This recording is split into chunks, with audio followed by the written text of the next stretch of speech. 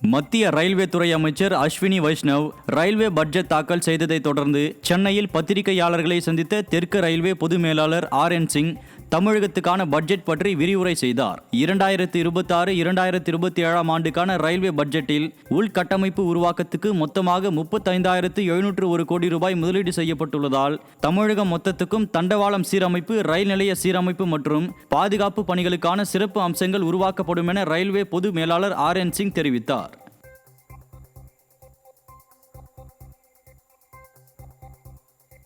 திருப்பூர் மாவட்டம் பல்லடம் அடுத்த கோடாங்கிபாளையத்தில் கல்குவாரியில் தவறி விழுந்த இளைஞர் உயிரிழந்தார். கோடாங்கிபாளையம் பகுதியில் செயல்பட்டு வரும் AGM என்ற தனியார் கல்குவாரியில் பணி செய்து வந்த ஜார்க்கண்ட் மாநிலத்தை சேர்ந்த 28 வயதான விஷரா முண்டா என்பவர் நிலை தடுமாறி 20 அடி பள்ளத்தில் கீழே விழுந்ததில் சம்பவ இடத்திலேயே உயிரிழந்தார்.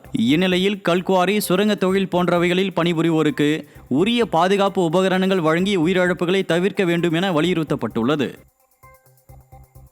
கரூர் மாவட்டம் எர்மார்பட்டி ஊராட்சியில் பேருந்து வசதி ஏற்படுத்தி தர வலியுறுத்தி மாணவ மாணவிகள் வருவாய் அலுவலரிடம் மனு அளித்தனர்.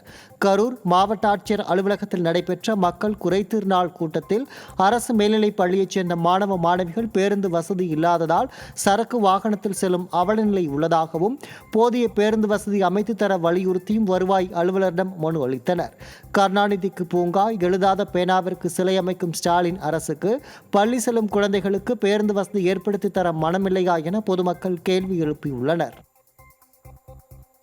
நாமக்கல் மாவட்டத்தில் கறிக்கோழி வளர்க்கும் பண்ணையாளர்கள் கூலி உயர்வு கேட்டு ஆட்சியர் அலுவலகம் முன்பு போராட்டத்தில் ஈடுபட்டனர். குறிப்பாக கறிக்கோழி வளர்க்கும் கூலியாக 1 கிலோவிற்கு 20 ரூபாய் வழங்க வேண்டும் எனவும், கோழி வளர்ப்புக்கான செலவுகள் பல மடங்கு உயர்ந்துள்ள நிலையில் கடந்த 5 ஆண்டுகளாக விடிய அரசு தங்களுக்கு கூலி உயர்த்தி வழங்க உதவவில்லை எனவும் குற்றம் சாட்டினர். மேலும் அதிமுக ஆட்சியில் கறிக்கோழி வளர்ப்பு பணியாளர்களை அழைத்து முத்தரப்பு பேச்சுவார்த்தை நடத்தியதில் சமூக உடன்பாடு எட்டப்பட்டது எனவும், தற்போதைய ஆட்சியில் எந்த பேச்சுவார்த்தையும் நடைபெறுவதில்லை எனவும் வேதனை தெரிவித்தனர்.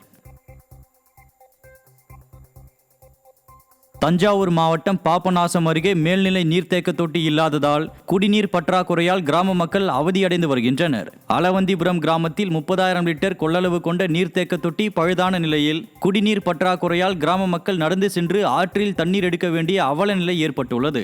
இதற்கிடையே புதிய மேல்நிலை நீர்த்தேக்க தொட்டி கட்டுவதற்கு அறிவிக்கப்பட்ட டெண்டரும் திடீரென ரத்து செய்யப்பட்டுள்ளது.